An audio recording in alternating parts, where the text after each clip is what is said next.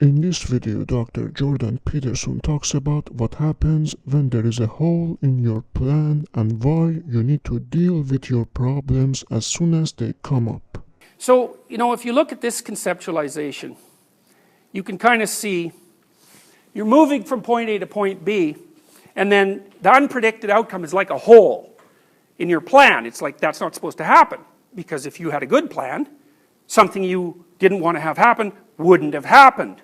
And so it's like a hole in your plan, and then you fall through the hole and you find out how big the hole is. And maybe it's a hole that just ate that plan, and so who cares? Or maybe it's the kind of hole that just keeps growing until all of you falls into it.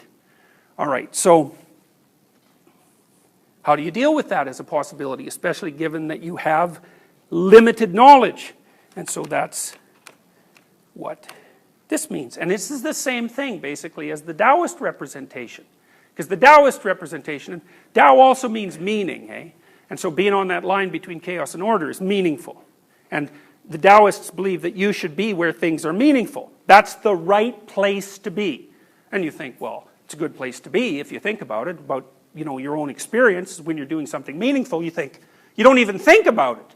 It's just, this is a good place to be. You can notice it, and maybe you can notice it and continue to do it more, and that's what the existentialists would call striving for an authentic existence.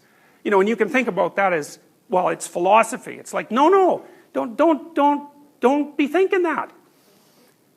It's advice about how to structure your life so that its quality is sufficient, so that you don't become resentful and full of hate.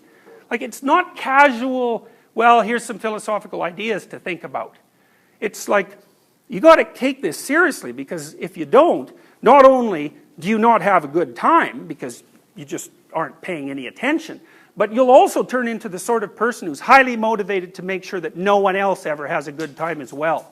And so you go from just kind of being useless and miserable on your own, when that becomes sufficiently useful and meaningless and painful, then you're undoubtedly going to start to dream about taking it out on all the other people whose fault it is that you're unfulfilled and miserable.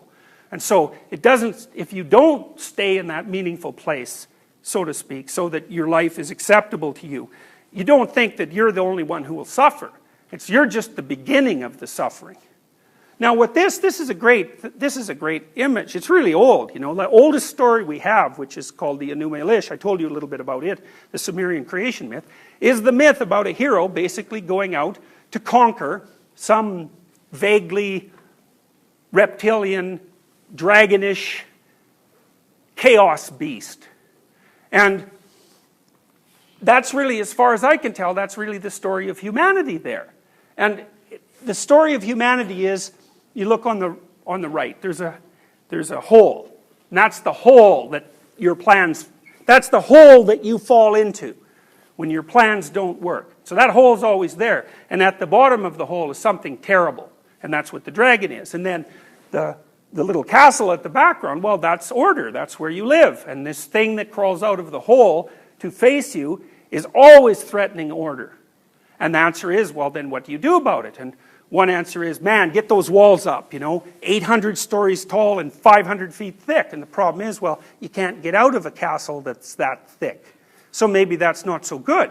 And the other thing is just to throw your hands up in despair and say, well, what the hell is the use of having a castle anyways if there's just going to be dragons around it?